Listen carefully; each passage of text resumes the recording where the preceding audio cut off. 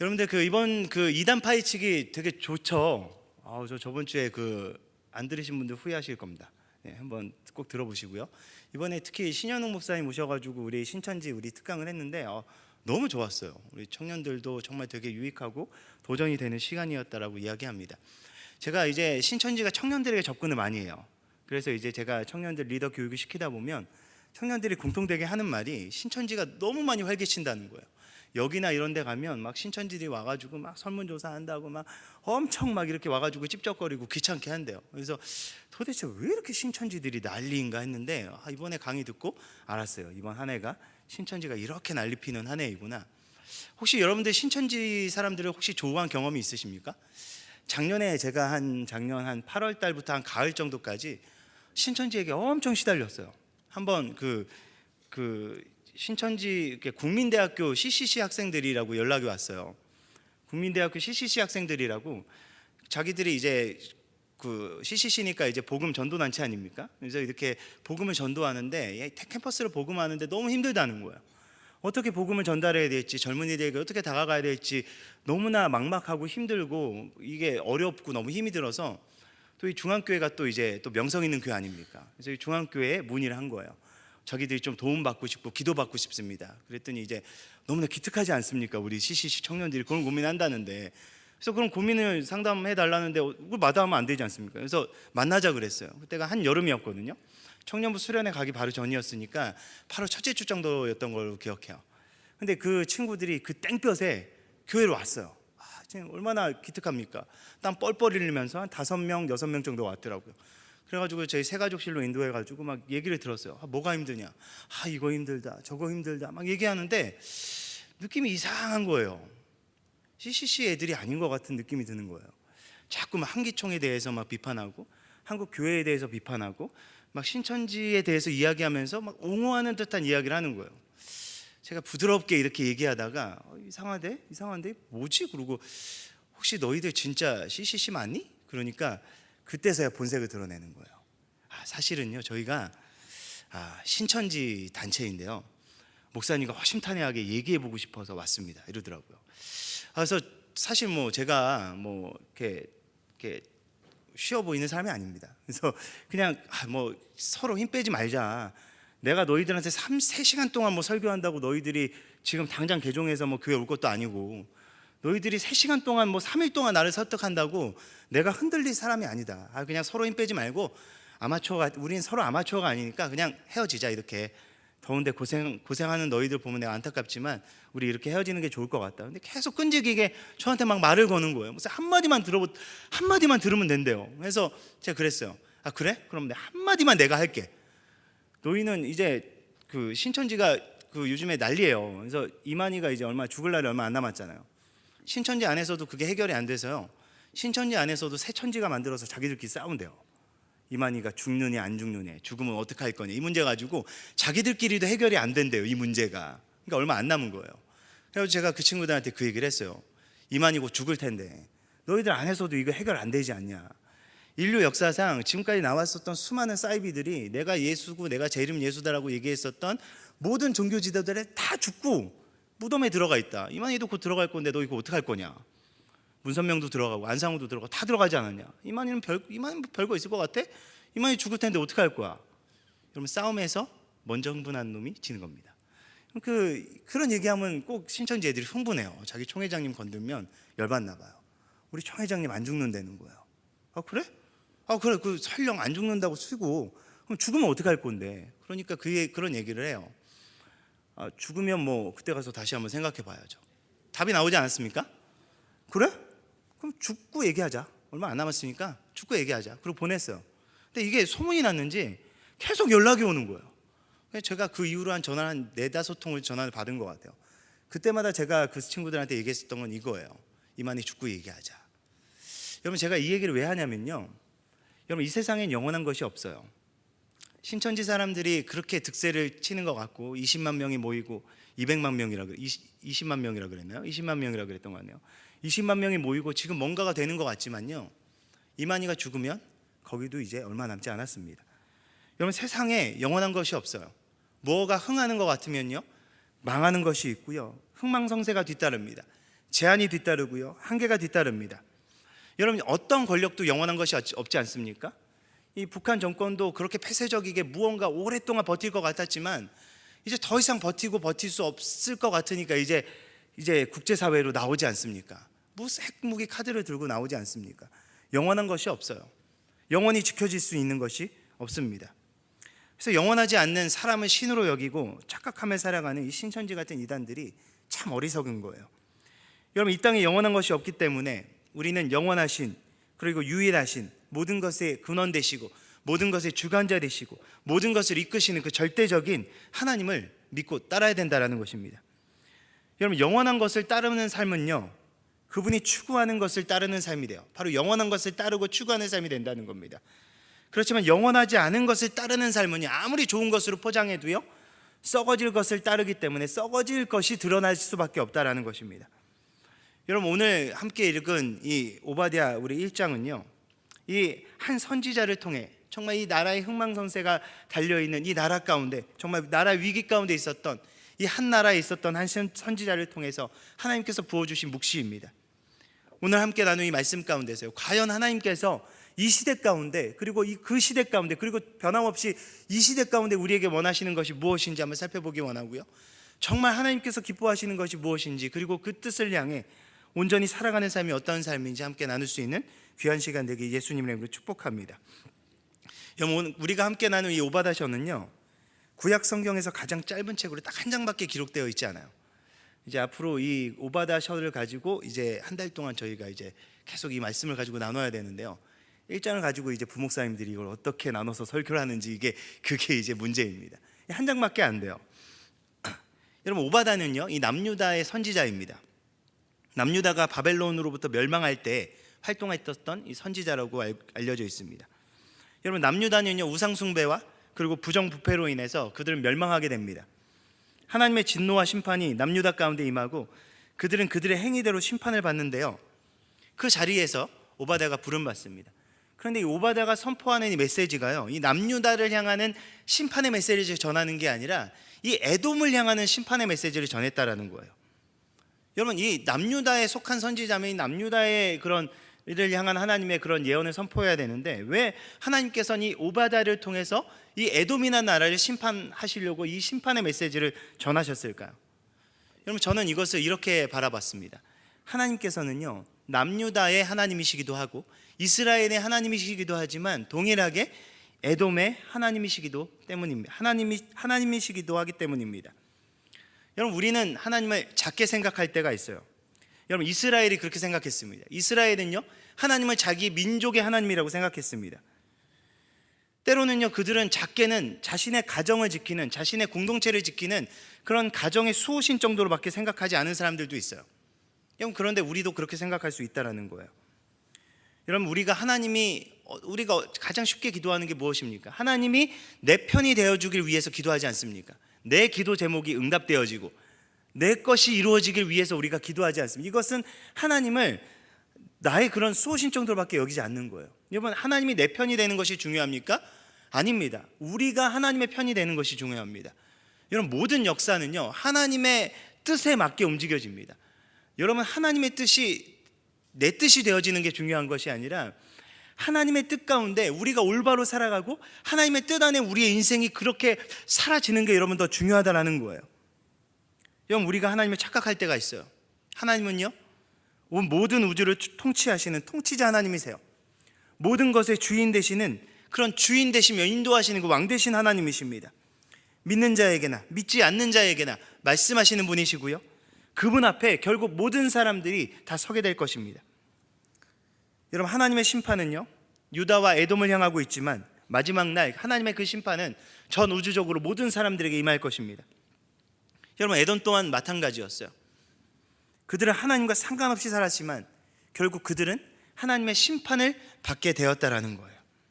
여러분, 그들이 하나님께 심판받았었던 이유는 한 가지였습니다. 두 가지, 오늘 본문에 두 가지가 나오는데요, 바로 그것이 뭐냐? 바로 첫 번째는 그들의 교만함 때문에 심판받았다는 겁니다. 여러분, 에돔 족속의 시조는요, 바로 이삭의 큰아들인 바로 에서입니다.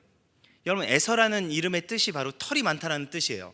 이 털이 많았던 것 같아요. 에서는 이 털 많은 이 상남자였던 것 같습니다. 그래서 야곱이 양털을 막 자기의 몸을 두르고 막 이삭에게 가서 기도받고 그러잖아요.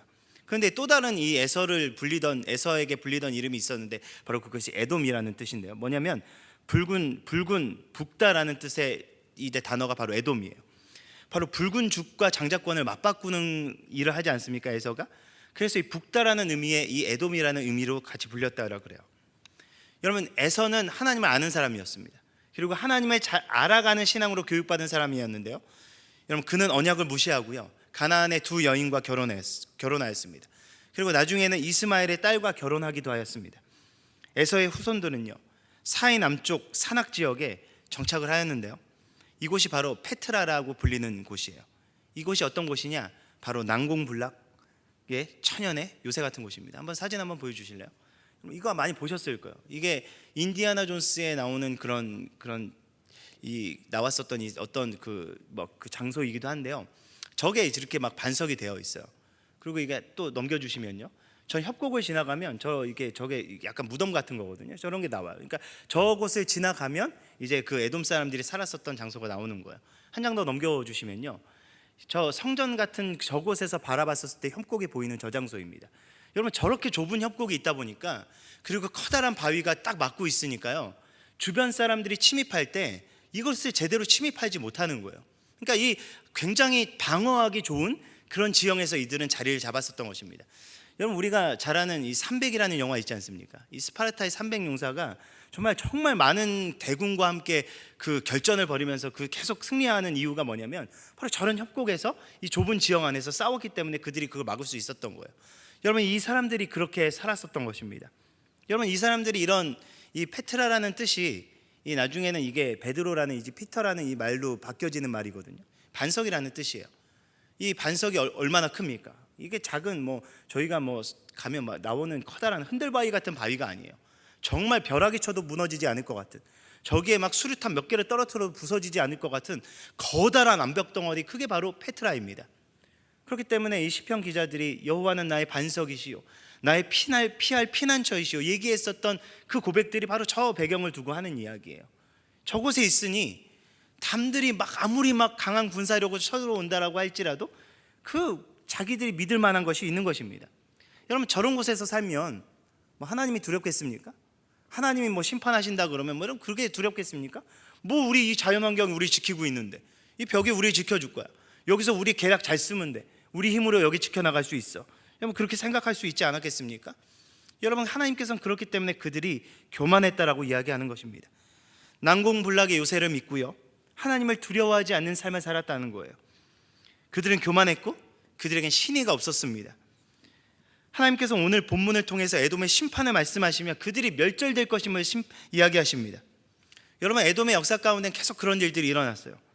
에돔 족속은 사울과 맞서 싸웠고요, 다윗과 솔로몬의 때에는 이스라엘의 그런 속국이 되기도 했었습니다. 여호사밧 때 다시 반기를 들고요, 이후에 계속해서 이스라엘 역사 가운데 이들이 속국이 되기도 하고 자유를 찾아서 반기를 들기도 하고, 이런 역사가 계속해서 반복이 됩니다. 그러다가 이 아시리아와 바빌론의 그 속국이 되어서요, 자신들의 땅에서 완전히 쫓겨나게 돼요. 자신들의 오랜 거주지에서 쫓겨난 그들은요, 팔레스틴 남부로 이주해서 이들은 그곳에 정착하게 되는데, 그때부터 이들은 이 에돔 사람들이 아니라 이두메인으로 불리게 됩니다. 이두메 사람들로 불리게 되어집니다. 우리가 성경에서 잘 아는 가장 유명한 이두메인이 누구이냐? 바로 예수님을 죽이는 데 앞장섰던 바로 헤롯 대왕입니다. 여러분, 헤롯 대왕은요, BC 37년에 유다의 왕이 되었거든요. 헤롯이 예수님을 죽이려고 한 이 사건들이 어찌 보면 이 에서와 야곱 사이에 있었던 반목의 연장선으로 정말 신약시대에 나타난 것이라고 신학자들은 이야기하기도 합니다. 여러분, 훗날 이 에돔 족속은요, 유대인 땅에 이제 거하는 이제 그 헤롯처럼 이렇게 거하는 그런 민족이 되지 않았습니까? 그러면서 나중에는 이제 로마의 반기를 들어서요, 이 유다의 예루살렘 독립운동에 함께 참여하게 됩니다. 그런데 이제 그들은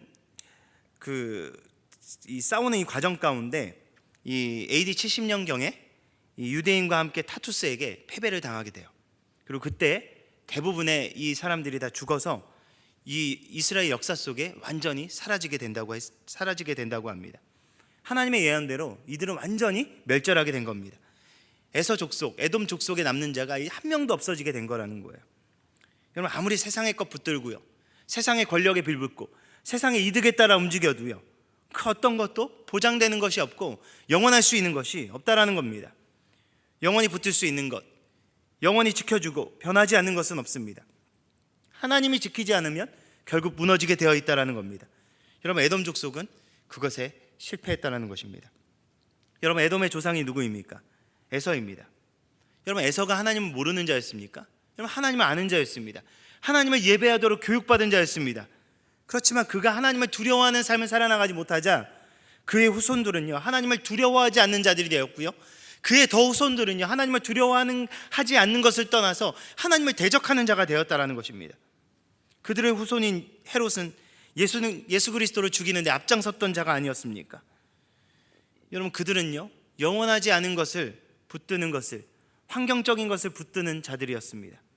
하나님이 아니라 다른 것을 중심에 두고 하나님을 이용하는 그런 신앙으로 살아갔다라는 것입니다. 여러분, 우리는 하나님 두려워하는 신앙을 가져야 됩니다. 하나님 중심의 신앙을 가져야 됩니다. 하나님은 내 뜻대로 휘두를 수 있는 분이 아닙니다. 내 중심과 계획과 나의 삶 안에만 가두어지는 분이 아닙니다. 나를 위해 하나님이 존재하는 것이 아니라 하나님을 위해 우리가 존재하는 것입니다. 우리 교회를 위해서 하나님이 존재하는 것이 아니라 하나님의 그 놀라운 역사에 쓰임받기 위해서 우리 교회가 존재하는 것입니다. 우리의 나라도 마찬가지입니다. 온 세계도 마찬가지입니다. 하나님의 놀라운 계획을 위해서 우리의 공동체가, 더 크게는 우리의 나라와 온 세계가 존재하는 것입니다. 이것을 잊어서는 안 됩니다. 이것이 바로 하나님께서 원하시는 겸손함입니다. 여러분, 우리가 생각하는 겸손함은 막 비굴하게 남들에게 굽신거리고 이런 것으로 착각합니다. 여러분, 그렇지만요, 진짜 온전한 그 겸손함은요, 굽신거리는 게 겸손함이 아니라 정말 자기의 본분과 자기의 위치를 명확하게 알고 그 자리를 지켜나가는 것이 진정한 겸손함입니다.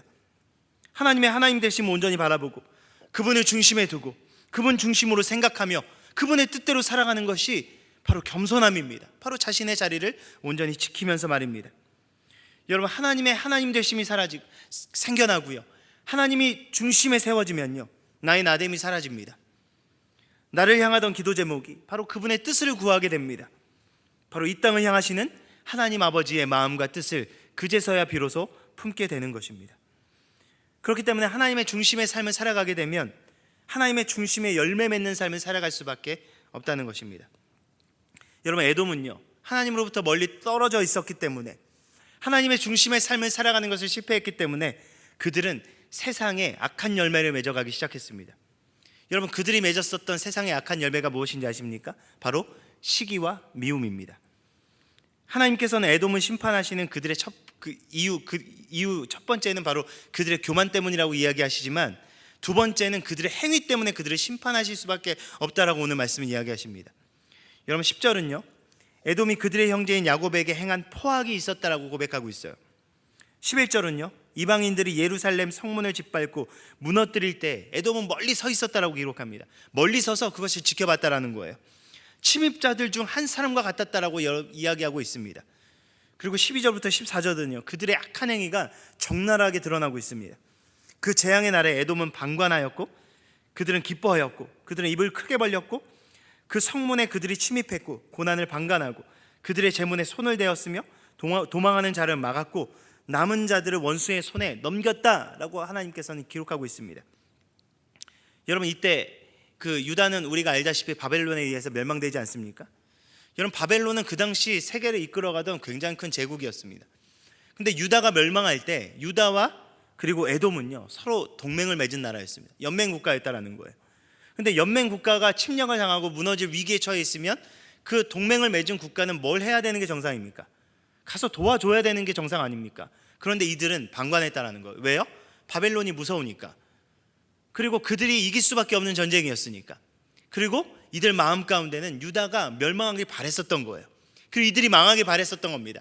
그리고 바벨론이 그들을 다 멸망시켰을 때 그 예루살렘 성전에 들어가서 뭐 남는 게 없나 찾아올 정도로 이들은 이렇게 포악하게 그렇게 했다라는 거예요. 그 성이 시편 137편 7절은요, 이때의 상을 이렇게 묘사합니다. 여호와여, 예루살렘이 멸망하던 날을 기억하시고 에돔 자손을 치소서. 그들의 말이 헐어버리라 헐어버리라 그 기초까지 헐어버리라 하였나이다. 이렇게 기록하고 있어요. 여러분, 예루살렘이 무너지는 그때, 바벨론이 유다를 멸망시키는 그때 에돔 사람들은 마음속으로 박수치면서 그걸 원했다라는 거예요. 이거 어떡하지? 우리가 도와줘야 되는데, 우리 연맹 국가가 저렇게 무너지는데 어떡하지? 이렇게 막 발버둥 쳤던 게 아니라, 여러분, 무너져 버려라, 그냥 망하는 거 다 그냥 무너져 버려, 이렇게 저주했다라는 겁니다. 그들의 성이 무너지는 날, 그들 또한 침략자의 또 다른 무리가 되어서 무너진 성은 노략했고요, 슬픔과 절망에 빠진 남은 자들에게 정말 그들의 등 뒤에 칼을 꽂는 그런 일을 했다라는 거예요. 그들의 도망가는 길을 막고 남겨진 자들의 적들의 손에 팔아넘기는 그런 일을 했다라는 겁니다. 하나님께서는 이것을 결코 용납하지 않으셨습니다. 여러분, 그런데 이들이 왜 그랬을까요? 에서의 후손인 에돔은요, 오랜 시간 동안 이스라엘에 대한 분노와 시기가 있었기 때문입니다. 여러분, 그 근원이 어디서 나오는지 아십니까? 바로 장자권은 물려받지 못했다라는 피해의식에서 나왔던 거예요. 참 안타깝지 않습니까?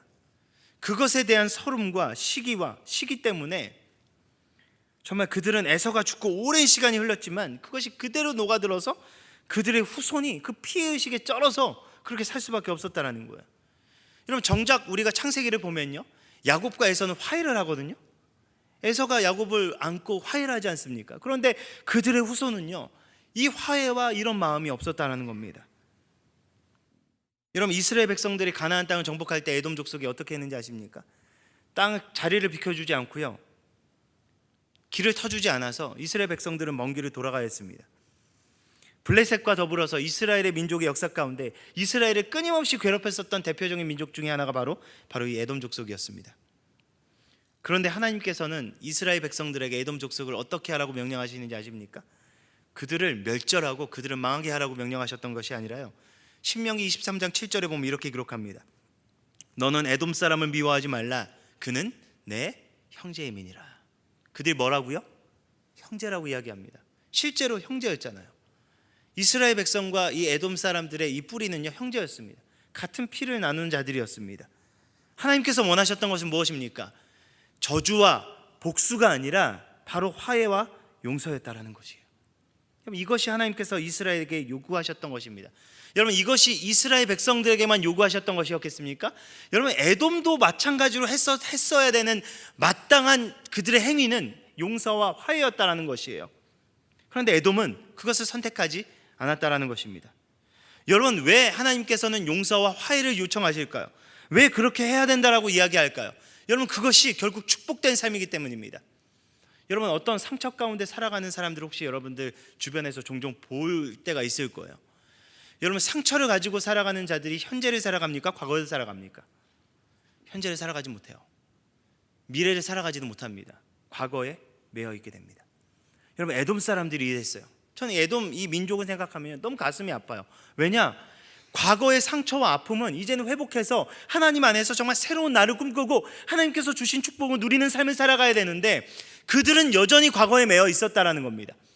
하나님께서 용서와 화해를 하라고 이야기하시는 이유는 한 가지입니다. 용서와 화해를 해야 과거에 묶이지 않고 오늘을 살아가며 미래를 꿈꾸는 삶을 살아갈 수 있기 때문입니다. 여러분, 그것이 축복입니다. 여러분, 그것이 축복된 삶입니다. 과거에 얽매여서 그 쓴뿌리 때문에 현재와 미래를 온전히 살아가지 못하는 그런 공동체로 살아가길 원치 않는 하나님의 모습이 바로 이스라엘 백성들에게 그들을 미워하지 말고 그들을 용서하고 그들을 형제로 대하라고 그들에게 말씀하셨던 것입니다. 여러분, 우리가 용서하지 못하는 것들이 있습니다. 그것이 때로는 우리와 상처와 연결이 되어서요, 가장 강력하게 우리의 인생과 우리의 생각을 지배하기도 합니다. 그렇지만 우리가 기억해야 될 것은요, 하나님께서 우리에게 주신 사랑이 어떤 사랑인지 기억해야 한다는 거예요. 하나님께서 우리에게 주신 사랑이 무엇입니까? 바로 용서하는 사랑 아닙니까? 하나님께서 우리에게 용서와 사랑을 베푸십니다. 우리 과거의 일을 기억하시고, 그때 너 이렇게 베드로를 찾아오신 예수님 한번 생각해 보세요. 너 그때 너 왜 배신했어? 너 나 죽기까지 따른다 그래 놓고 너 배신하더라? 막 이러면서 예수님께서 그거 가지고 베드로한테 그러지 않으시잖아요. 와서 용서해 주지 않으십니까? 베드로의 상처까지, 연약함까지 덮어주지 않으십니까? 여러분, 우리의 과거가 어떠했든지, 우리가 어떠한 잘못을 했든지 정말 우리가 하나님 앞에 진실되게 나아갈 때 하나님께서 우리를 용서하시며 붙드시는 분이십니다. 여러분, 그 용서와 사랑의 결정체가 바로 예수님께서 우리에게 주신 그 십자가 아닙니까? 죄인된 우리, 결코 용서받을 수 없는 우리를 하나님께서는 직접 십자가를 지심으로, 우리를 위해 죽으심으로 우리를 용서하십니다. 그리고 우리를 품으십니다. 그 십자가의 사랑을 받은 우리의 삶의 태도는 과연 무엇이어야 할까요? 십자가의 그 사랑의 씨앗을 심었다면 우리 삶 가운데 무슨 열매가 맺혀져야 될까요? 바로 용서와 화해의 열매가 맺혀져야 된다는 것입니다. 그렇기 때문에 용서와 화해는요, 우리에게 변명의 여지가 없는 거예요. 예수 그리스도를 주로 받은 자라면, 그 용서의 사랑을 경험한 자라면 예수 그리스도의 사랑을 실천하는 자가 되어야 되고, 그 실천은 무엇으로 나타나야 되냐? 용서와 화해와 관용과 배려와 이해와 먼저 손님임으로 나타나야 된다는 것입니다. 여러분, 세상이 우리를 미워해도요, 우리는 세상은 미워해서는 안 됩니다. 세상을 향한 예수 그리스도의 긍휼함을 가지고 그들을 품어야 됩니다. 세상을 품어야 됩니다. 우리에게 상처 준 사람은 세상은 미워하고 그들에게 똑같이 갚으라고 이야기해도요, 우리는 예수 그리스도의 사랑으로 어찌 그들을 품어야 되고 어찌 그들을 대해야 되는지, 과연 하나님께서 주시는 마음이 무엇인지 고민하며 성령님께서 인도해 주시는 대로 우리는 성령의 열매에 따라서 그들에게 대할 수 있어야 된다는 것입니다. 여러분, 이것이 용서와 사랑으로 미움을 이기는 것이 아니겠습니까? 이것이 바로 로마서 말씀을 통해서 바울이 이야기한 더 이상 악에게 지배당하지 말고 선으로 악을 이기라라고 명령하신 그 말씀을 실천해 나가는 것이 아니겠습니까? 여러분, 우리는 하나님께서 우리에게 주신 그 선으로 말미암아 세상의 악을 이겨나가는 자들입니다. 하나님으로부터 오는 은혜, 우리 마음에 침투하는 더러운 것들을 하나님의 은혜로 말미암아 그것을 물리치는 자들이 바로 하나님의 성도들입니다. 여러분, 이것이 정말 하나님께서 기뻐하는 모습이 아닐까요? 여러분, 성경에 보면 정말 하나님께서 기뻐하시는 모습들이 나옵니다. 바로 아브라함의 모습이기도 합니다. 여러분, 아브라함은 이런 모습이 나옵니다. 롯이 포로로 잡혀갑니다. 여러분, 롯이 포로로 잡혀갈 때 어떠한 상황이었습니까? 그때 그 넓은 땅을 보면서 아브라함이 얘기하거든요. 야, 네가 좌하면 내가 우할게. 어느 땅 선택할래? 네가 먼저 선택해. 네가 가는 땅, 난 반대 땅으로 갈게. 난 너와 너의 그런 사람들과 마찰을 일으키기 쉽지 않고 난 너를 존중하니까 너가 가는 땅 가. 그래서 선택해서 간 곳이 바로 소돔 땅이었어요. 여러분, 롯은 눈에 보이기에 좋은 것을 골라서 그곳에 가서 결국은 그 전쟁에 휩쓸려서 이 소돔 백성들과 함께 포로가 돼서 잡혀갑니다. 아브라함에게 그 소식이 들려옵니다. 여러분, 아브라함 같았으면 어떻게 할까요? 여러분, 저 같으면 그때 고민했었을 것 같아요. 저거 그때 저렇게 막 하나님 뜻대로 살지 않더니 결국 저렇게 심판 받는구만. 아유, 저거 어떻게 나가서 구원하겠어. 하나님께서 알아서 하시겠지. 그렇게 손 놓고 있지 않았어요. 여러분, 그때 소돔이 무너질 때 그 당시 소돔과 싸웠었던 사람들은요, 4개의 나라의 연합군이었거든요. 얼마나 그 훈련된 지휘체계 속에서 얼마나 훈련된 군사들이 모여있는 그 연합체계였겠습니까? 그런데 아브라함은요, 자신의 가병 318명을 데리고 롯을 구하러 가요. 그리고 그들을 치고요, 그 롯의 가족뿐만이 아니라 그 소돔의 백성들까지 다 구해서 나옵니다. 참 놀랍지 않습니까? 아브라함은요, 결코 롯의 어려움을 방관하지 않습니다. 자신의 이득만 챙기고 이기적인 그런 사람이 자신의 조카인 롯이었는데 그를 비난하거나 원망하지도 않습니다. 어려움에 처한 그를 돕습니다. 여러분, 아브라함의 기병이 스파르타 전사들처럼 뛰어나가지고 그 전쟁을 이겼을까요? 아닙니다. 하나님께서 기뻐하시는 일을 하였기 때문에, 하나님께서 함께 하셨기 때문에 이길 수 있었던 것입니다. 여러분, 우리가 그리스도의 사랑을 이야기하지만 그리스도의 사랑과 희생이 우리 삶 가운데 뒤따라오지 않으면 안 된다는 것입니다. 말뿐인 사랑, 말뿐인 희생, 말뿐인 신앙이 얼마나 많이 있습니까? 예수님께서는 내가 너희를 사랑한 것 같이 너희도 서로 사랑하라 라고 명령하십니다. 예수님께서 우리를 어떻게 사랑하셨습니까? 죽으면서까지 사랑하셨잖아요. 모든 것 다 주시면서까지 사랑하셨잖아요. 그렇게 서로 사랑하라고 명령하시는 것입니다. 너희가 그렇게 서로 사랑할 때 모든 사람이 너희가 내 제자인 줄 알리라 라고 말씀하지 않으셨습니까? 결국 그리스도께 우리가 받은 대로 사랑할 때 그 사랑의 모습을 통해서 하나님의 살아계심이 드러나며 우리가 예수 그리스도의 제자임이 드러난다라는 것입니다. 그것이 세상과 친정으로 구별되는 모습이라는 것입니다. 이런 마태복음 7장은 더 무서운 말씀을 전합니다. 주여 주여 하는 자가 천국에 들어가는 것이 아니라 하나님의 뜻대로 행하는 자가 천국에 들어간다라고 말씀하시면서요, 그날에 많은 사람이 나더러 주여 주여 우리가 주의 이름으로 선지자 노릇하며 주의 이름으로 귀신을 쫓아내며 주의 이름으로 많은 권능을 행하지 아니하였나이까 하리니 그때 내가 그들에게 밝히 말하되 내가 너희를 도무지 알지 못하니 불법을 행하는 자들아 내게서 떠나가라 라고 예수님께서 말씀하셨다고 이야기합니다. 여러분, 무엇이 불법이라는 것입니까? 여러분, 이들의 행한 것이 불법입니까?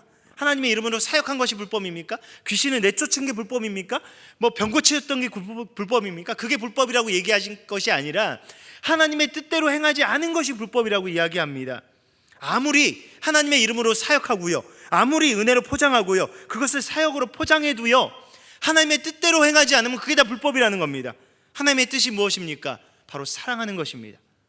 그 안에 하나님의 사랑을 품지 않으면, 그 안에 진짜 사랑의 실천이 있지 않으면, 그 안에 진정으로 사랑의 용서와 관용과 실제적인 행동이 따라오지 않으면 그 모든 것이 다 불법이라는 것입니다. 여러분, 마태복음 25장은 이것을 조금 더 구체적으로 이야기합니다. 인자가 영광으로 모든 천사와 올 때 영광의 보좌에 앉아서 양과 염소를 나누는 근거가요, 사역이 아닙니다. 얼마나 많은 일을 하고 얼마나 높은 자리에 올라갔고 얼마나 많은 사역적인 열매를 맺었느냐로 그것을 하나님께서 평가하는 것이 아니라 예비된 하나님의 나라를 받는 상속자들에게 하시는 예수님의 말씀을 보십시오.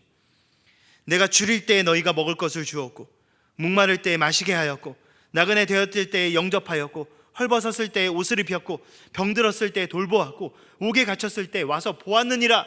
예수님께서 이렇게 말씀하시는 거예요. 그러니까 그 은혜를 받은 자들이 도대체 우리가 언제 이런 걸 했습니까? 기억이 안 나는데요? 그러니까 예수님께서 뭐라 그러냐? 너희가 여기 내 형제 중에 지극히 작은 자 하나에게 한 것이 바로 내게 한 것이니라. 예수님께서 말씀하셨습니다. 여러분, 결국 하나님께서 기뻐하시는 신앙은 무엇이냐? 바로 우리가 예수께 받은 그 사랑이 우리 삶 가운데 실천되어지며 나타나지는 것이라는 것입니다. 어디에요? 정말 그 사랑을 필요로 하는 자들에게 나타나진다라는 것입니다. 하나님께서 기뻐하시는 것은요, 말뿐인 신앙, 삶과 헌신이 빠진 사랑이 아니라 바로 행함과 진실함이 그대로 나타나는 그러한 신앙을 하나님께서 기뻐하신다라는 것입니다. 여러분, 요한 1서 3장 16절부터 18절은 이렇게 말씀합니다. 그가 우리를 위하여 목숨을 버리셨으니 우리가 이로써 사랑을 알고 우리도 형제를 위하여 목숨을 버리는 것이 마땅하니라. 누가 이 세상의 재물을 가지고 형제의 궁핍함을 보고도 도와줄 마음을 닫으면 하나님의 사랑이 어찌 그 속에 거하겠느냐. 자녀들아, 우리가 말과 혀로만 사랑하지 말고 행함과 진실함으로 하자. 여러분, 오늘 사도 요한은 이렇게 고백해요. 그가 우리를 위하여 목숨을 버리셨으니 우리가 이로써 사랑을 알고 우리를 위하여 목숨을 버리신 예수 그리스도의 사랑을 통해 우리가 진정으로 사랑을 알게 된다는 것입니다. 여러분, 그 진정한 사랑을 알게 되었을 때 나타나야 되는 마땅한 반응은요, 우리의 도움이 필요한 형제들, 그들이 헐벗었고 굶주리고 그들에게 도움이 필요할 때 우리가 도와줄 수 있는 여건과 환경이 있음에도 불구하고 그들을 도와주지 않으면 안 된다라고 이야기하지 않습니까? 하나님의 사랑이 행함과 진실함으로 실제적으로 나타나는 것이 바로 동반되어져야 됨을 사도 요한은 이야기하는 것입니다. 여러분, 성령 충만을 경험했을 때 초대교회 공동체 안에 이런 모습이 나타났습니다. 모든 물건은 서로 통용하고요, 재산과 소유를 팔아서요, 필요에 따라 각 사람의 필요에 따라 나누어주고 날마다 마음을 같이하여 성전에 모이기를 힘쓰고 집에서 떡을 떼며 순전한 마음으로 음식을 먹고 하나님을 찬미하여 온 백성에게 칭송을 받았다라고 사도행전 2장은 기록하고 있습니다. 여러분, 이들이 서로 사랑할 때 이들의 말로만 사랑하는 것이 아니라 자신의 가지고 있는 것들을 팔아서 그들의 필요를 채우고 그들의 아픔을 돌보고 그들의 눈물을 함께 공감하고 함께 울고 함께 웃고 그들의 필요를 서로 나누기 시작할 때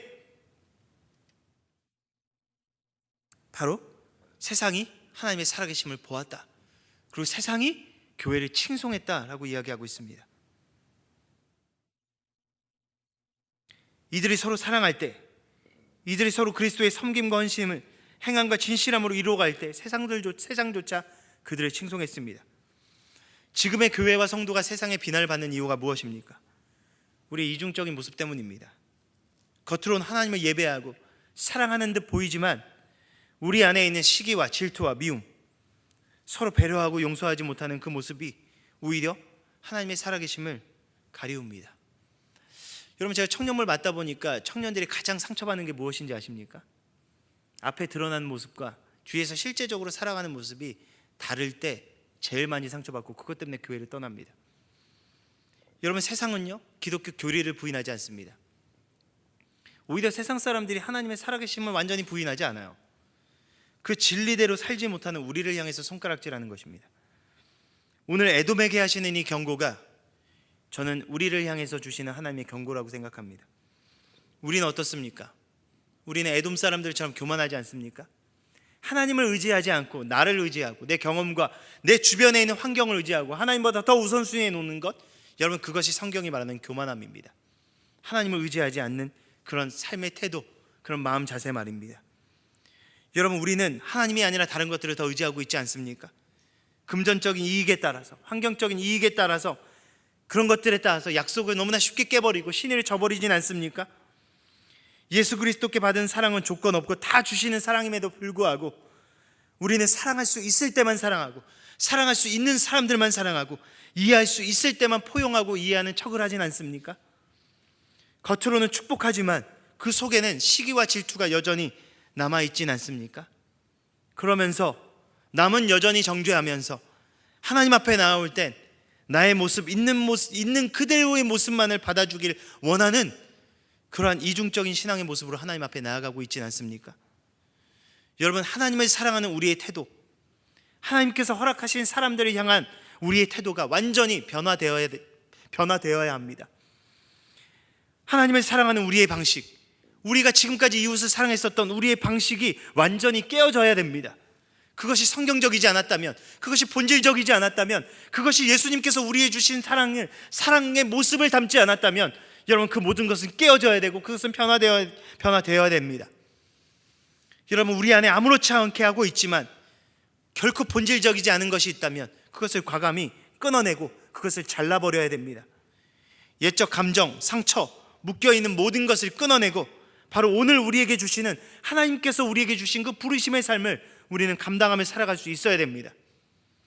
이제는 예수 그리스도께서 우리에게 주신 그 사랑을 우리의 공동체 안에서 이제는 실현해낼 수 있어야 된다는 것입니다. 그래야 이 땅에 교회를 통해 소망이 이루어질 수 있는 것이 아니겠습니까? 여러분, 그렇지만 이것은요 우리의 힘으로 할 수 없습니다. 우리의 능력으로는 절대로 불가능합니다. 여러분, 우리는 죄인이고요 뼛속까지 이기적인 자들이기 때문에 우리의 힘으로는 절대 사랑할 수 없습니다. 그렇기 때문에 하나님께서 우리에게 성령을 허락하신 것입니다. 왜 우리에게 성령을 구하고 자꾸 구하고 그 충만함 안에 거하라고 하나님께서 명령하시는 것이 괜히 그런 게 아니라, 그 성령 안에 충만해지지 않으면 우리의 죄악된 본성을 오늘 이 하루를 이겨나가지 못하기 때문입니다. 과거에 얽매이는 삶을 살아가고 오늘을 살아가지 못하기 때문입니다.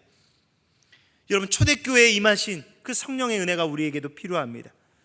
날마다 우리를 지배하려고 하는 이기적인 죄악된 본성을 깨트릴 수 있는 성령의 은혜가 필요합니다.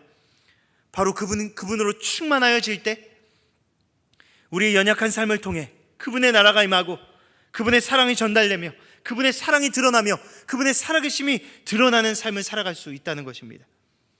여러분, 하늘의 뜻이 여러분 이 땅 가운데 이루어지는 통로가 바로 우리 한 사람이 되어야 됩니다.